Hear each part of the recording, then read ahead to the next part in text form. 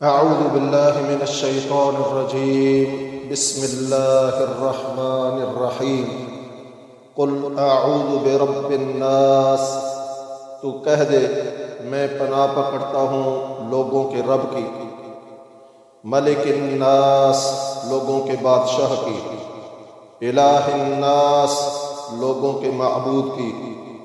من شر الوسواس الخناس وسوسہ ڈالنے والے کے شر سے جو ہٹ کر آنے والا ہے، الذی یوسوس فی صدور الناس وہ جو لوگوں کے سینوں میں وسوسہ ڈالتا ہے، من الجنۃ والناس جنوں اور انسانوں میں سے۔ آدمی جب کسی خطرہ کو محسوس کرتا ہے تو سب سے پہلے اپنے کسی مربی پرورش کرنے والے مثلا ماں یا باپ کی پناہ لیتا ہے، ان سے چمٹ جاتا ہے تاکہ وہ اسے بچا لے۔ اگر وہ کمزور ہوں اور نہ بچا سکتے ہوں تو بادشاہ سے بچانے کی درخواست کرتا ہے اور اس کی پناہ لیتا ہے، کیونکہ وہ سمجھتا ہے کہ بادشاہ اپنی قوت اور فوج کے ذریعے سے اسے بچا سکتا ہے۔ اگر نظر آ رہا ہو کہ اس خطرے سے بچانا بادشاہ کے بس کی بات بھی نہیں ہے تو پھر اس ہستی کی پناہ لیتا ہے جسے وہ غیبی قوتوں کا مالک سمجھتا ہے اور جس کی عبادت کرتا ہے، کیونکہ وہ جانتا ہے کہ دنیوی اسباب ختم ہونے کے بعد اسے اس کے علاوہ کہیں سے پناہ نہیں مل سکتی۔ اس صورت میں وسوسہ ڈالنے والے کے شر سے پناہ لینے کے لیے اللہ سبحانہ و تعالیٰ کی 3 صفات کے ساتھ پناہ پکڑنے کی تعلیم دی گئی ہے کہ اگر اپنے کسی پرورش کرنے والے کی پناہ پکڑنا چاہو تو بجائے اس کے کہ کسی ایسے شخص کی پناہ پکڑو جو کسی ایک آدھا یا چند آدمیوں کی پرورش کر رہا ہو اور حقیقت میں وہ خود محتاج ہو، تم اس کی پناہ پکڑو جو سب لوگوں کا رب اور سب کی پرورش کرنے والا ہے، جو کسی کا محتاج نہیں اور سب اس کے محتاج ہیں۔ اگر کسی صاحب قوت بادشاہ کی پناہ پکڑنا چاہو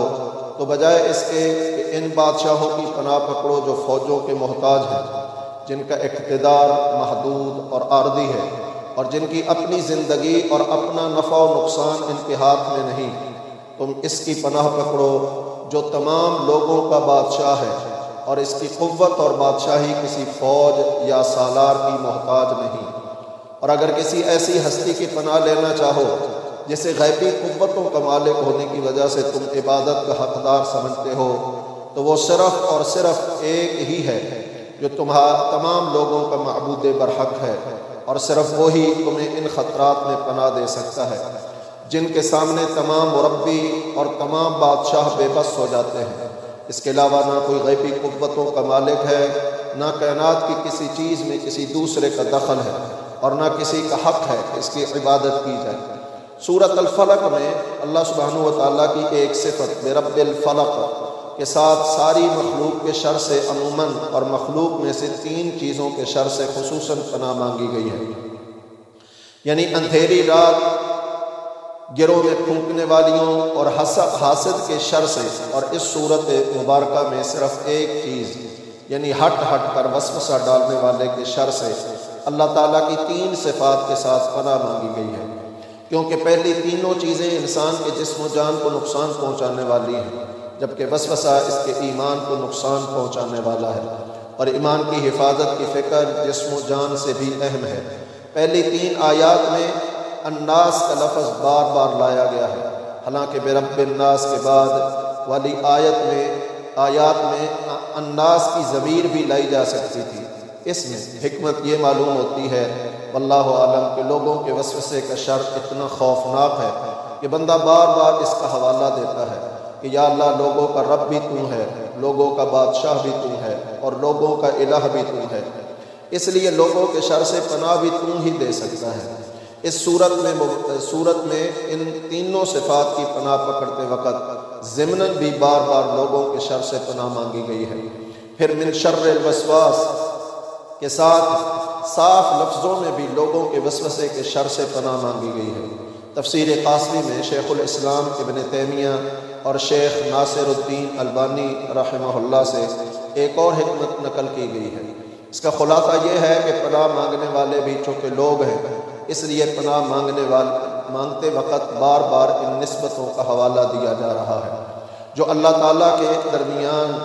اور لوگوں کے درمیان موجود ہیں کہ یا اللہ تو لوگوں کا رب بھی ہے، لوگوں کا بادشاہ بھی اور لوگوں کا معبود برحق بھی۔ تو جب لوگوں کا سبھی کچھ ہے، تو ہی ہے، تو تیرے علاوہ انہیں پناہ دینے والا اور کون ہو سکتا ہے؟ وسوسہ کا اصل معنی وہ ہلکی یا دبی ہوئی حرکت یا آواز ہے جو عام طور پر محسوس نہیں ہوتی۔ اس سے مراد وہ بات بھی ہوتی ہے جو بالکل آہستہ آواز سے کسی کے کان میں کہی جائے اور صرف کسی کو سنائی دے، اور وہ بھی جو آواز کے بغیر کسی کے دل میں ڈال دی جائے، جیسے شیطان انسان کے دل میں وسوسہ ڈالتا ہے۔ الخناس، خنس یخنسو، پیچھے ہٹانا۔ سورۃ تکویر میں ستاروں کو الخنس فرمایا گیا ہے کیونکہ وہ روزانہ مغرب میں غروب ہوتے ہیں، پھر پیچھے ہٹتے ہوئے دوبارہ مشرق سے نمودار ہو جاتے ہیں۔ الوسواس الخناس مبالغے کا صیغہ ہے، یعنی بہت پیچھے ہٹنے والا۔ اس سے یہ بات خود بخود سمجھ میں آ رہی ہے کہ وہ ایک دفعہ ہی وسوسہ ڈال کر پیچھے نہیں ہٹ جاتا، بلکہ بار بار وسوسہ ڈالتا ہے، بار بار پیچھے ہٹتا اور پھر ہٹ کر وسوسہ ڈالتا ہے۔ شیطان کو الوسواس الخناس اس لیے کہا گیا ہے کہ وہ آدمی کے دل میں برے خیالات ڈالتا ہے۔ جب وہ اللہ کا ذکر کرے تو پیچھے ہٹ جاتا ہے، جب ذکر سے غافل ہو تو دوبارہ لوٹ کر وسوسہ ڈالنا شروع کر دیتا ہے۔ ابو ہریرہ رضی اللہ تعالی عنہ سے نبی کریم صلی اللہ علیہ وسلم کی یہ حدیث صحیح بخاری حدیث نمبر 608 میں موجود ہے کہ جب نماز کے لیے اذان ہوتی ہے تو شیطان گوز مارتا ہوا پیٹھ دے کر بھاگ جاتا ہے تاکہ اذان نہ سنے۔ جب اذان پوری ہوتی ہے تو پھر آ جاتا ہے، پھر جب نماز کی اقامت ہوتی ہے چلا جاتا ہے۔ جب اقامت مکمل ہوتی ہے تو واپس آ کر آدمی اور اس کے دل کے درمیان خیالات ڈالنا شروع کر دیتا ہے۔ کہتا ہے فلاں چیز یاد کر، فلاں چیز یاد کر، وہ چیزیں جو اسے یاد نہیں تھی، یہاں تک کہ آدمی کی حالت یہ ہو جاتی ہے کہ اسے یہ بھی معلوم نہیں ہوتا کہ اس نے کتنی نماز پڑھی ہے۔ معلوم ہوا کہ آدمی نماز میں دل سے حاضر نہ ہو تو شیطان اپنا کام جاری رکھتا ہے، وہ صرف اس ذکر سے پیچھے ہٹتا ہے جس میں زبان کے ساتھ دل بھی شریک ہو۔ الذی یوسوس فی صدور الناس، وہ جو لوگوں کے سینوں میں وسوسہ ڈالتا ہے۔ وسوسہ ڈالنے والے کے شر سے پناہ مانگنے کا مطلب یہ ہے کہ آدمی اس بات سے اللہ کی پناہ مانگے کہ وہ اس کے دل میں کوئی وسوسہ ڈال دے اور اسے راہ حق سے ہٹا دے، اور اس بات سے بھی کہ وہ لوگوں کے دلوں میں وسوسے ڈال کر انہیں اس کے خلاف بھڑکا دے، جس کے نتیجے میں دین پر عمل کرنے اور اس کی دعوت دینے کے راستے میں وہ اس کے لیے رکاوٹ بن جائے۔ دونوں صورتوں میں اللہ تعالیٰ ہی اس کے شر سے بچا سکتا ہے، اس لیے اسی کی پناہ مانگنے کی تعلیم دی گئی ہے۔ آدمی کوئی نیکی کرے یا برائی، اس کا آغاز دل میں اس کا خیال پیدا ہونے سے ہوتا ہے۔ خیال جمع رہے تو وہ خواہش بن کر ابھرتا ہے، خواہش سے ارادہ بنتا ہے، ارادہ پختہ ہو جائے تو عزم بنتا ہے، عزم نیت کا باعث ہوتا ہے، اور نیت اعضاء کو عمل کے لیے حرکت میں لے آتی ہے، اور آخری مرحلہ اس نیکی یا بدی پر عمل کا ہوتا ہے۔ دل میں پیدا ہونے والا یہ خیال اگر نیکی کا ہو تو رحمان کے مقرر کیے ہوئے فرشتے کی طرف سے ہوتا ہے اور الہام کہلاتا ہے، اگر بدی کا ہو تو وسوسہ کہلاتا ہے اور یہ شیطان کی طرف سے ہوتا ہے۔ ان دونوں کا فرق اس طرح معلوم ہوتا ہے کہ اگر وہ خیال کتاب و سنت کی روح سے نیکی کا کام ہے تو الہام ہے، ورنہ وسوسہ ڈالنے والے کے شر سے پناہ مانگنے کی تعلیم اس لیے دی گئی ہے کہ جہاں سے برائی شروع ہوتی ہے وہیں تم اللہ کی پناہ میں چلے جاؤ، تاکہ اللہ تعالیٰ شروع ہی میں تمہیں اپنی پناہ میں لے لے، جس سے نہ وہ وسوسہ دل میں جگہ پکڑ سکے اور نہ بعد کے مراحل کی نوبت آئے۔ وسوسہ ڈالنے والوں کا شر صرف ایک ہی قسم کا نہیں ہوتا، بلکہ وہ کئی طرح سے آدمی کو رائے حق سے ہٹانے کی کوشش کرتے ہیں۔ حافظ ابن القیم رحمہ اللہ نے اور دوسرے اہل علم نے اس کی کئی صورتیں بیان کی ہیں۔ سب سے پہلے تو وہ آدمی کو شریک کفر و شرک اور اللہ اور اس کے رسول کی بغاوت اور دشمنی پر آمادہ کرتے ہیں۔ اگر اس میں ناکام ہو اور آدمی ایمان پر قائم رہے تو وہ اسے دوسرے شر یعنی بدعت میں پھنسانے کی کوشش کرتے ہیں۔ بدعت میں مبتلا کرنا انہیں آدمی کو بڑے سے بڑے گناہ میں مبتلا کرنے سے بھی زیادہ پسند ہے، کیونکہ یہ ایسا گناہ ہے جسے آدمی نیکی سمجھ کر کرتا ہے۔ اگر وہ سنت پر قائم رہے تو اسے کسی نہ کسی کبیرہ گناہ سے آلودہ کرنے کی کوشش کرتے ہیں، خصوصاً اگر وہ دینی عالم ہو تاکہ بدنام ہو کر دین کا کام نہ کر سکے۔ اگر اس میں بھی کامیاب نہ ہو تو چھوٹے گناہوں کی رغبت دلاتے ہیں تاکہ وہ انہیں معمولی سمجھ کر ان کے بوجھ تھلے دب جائے۔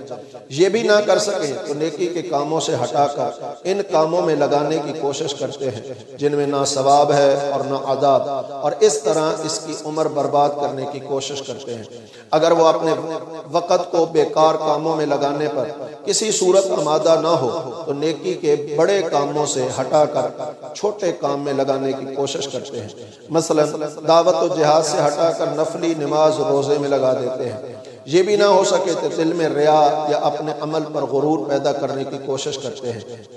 اگر وہ کسی صورت ان کے قابو میں نہ آئے تو شیطان اور اس کے وہ چیلے بے شمار طریقوں سے اسے بدنام کرنے اور تکلیف پہنچانے کی کوشش کرتے ہیں۔ کچھ نہ ہو سکے تو اسے غصہ دلا کر فہم و شعور سے بیگانہ کرنے کی کوشش کرتے ہیں، اور اس وقت بھی اگر وہ اللہ کی پناہ میں چلا جائے تو ان کی تمام کوششیں ناکام ہو جاتی ہیں۔ اللہ تعالیٰ نے فرمایا ہے وَإِمَّا يَنزَغَنَّكَ مِنَ الشَّيْطَانِ نزغ فاستعذ باللہ، سورۃ الاعراف آیت نمبر 200۔ اور اگر تجھے شیطان کی طرف سے کوئی چوکا لگے یعنی شیطان تجھے غصہ دلائے تو اللہ کی پناہ مانگ۔ غرض موت تک یہ دشمن اپنی دشمنی سے باز نہیں آتے۔ اللہ تعالی ہمیں آخر وقت اپنی پناہ میں رکھے۔ من الجنۃ والناس، جنوں اور انسانوں میں سے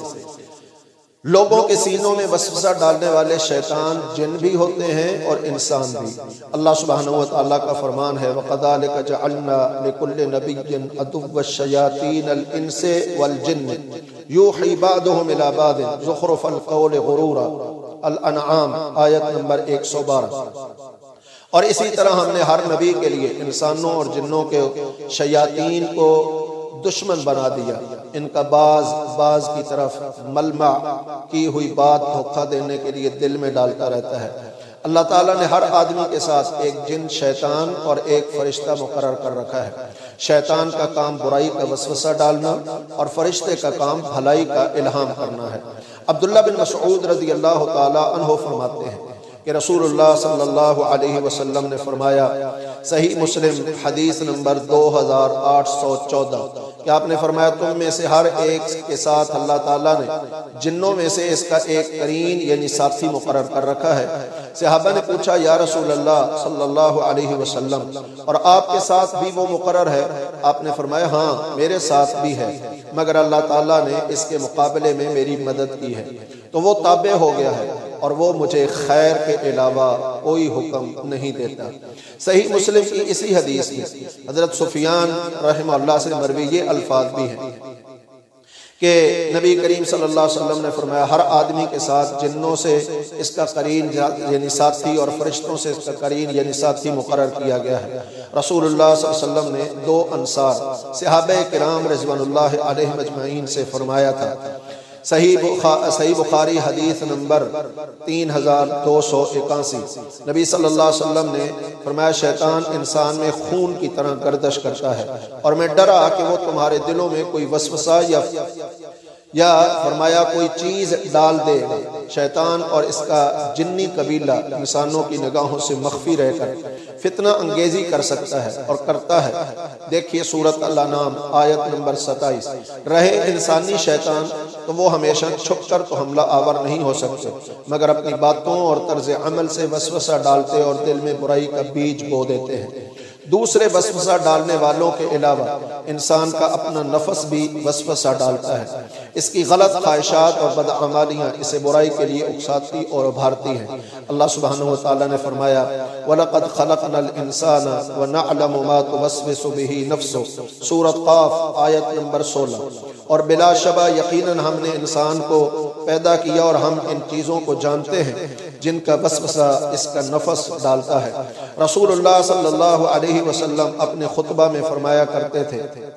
وَنَعُوذُ بِاللَّهِ مِن شُرُورِ أَنفُسِنَا وَمِن سَيِّئَاتِ أَعْمَالِنَا۔ ابن ماجہ حدیث نمبر 1892۔ اور ہم اپنے نفس کی برائیوں سے اور اپنے اعمال کی برائیوں سے اللہ کی پناہ مانگتے ہیں، ان تمام وسوسہ ڈالنے والوں سے، خواہ وہ شیاطین الجن ہو یا شیاطین الانس یا خود آدمی کا نفس ہو، اللہ تعالیٰ کی پناہ مانگنی چاہیے، کیونکہ وہی ان کے شر سے بچا سکتا ہے۔ السلام علیکم ورحمۃ اللہ۔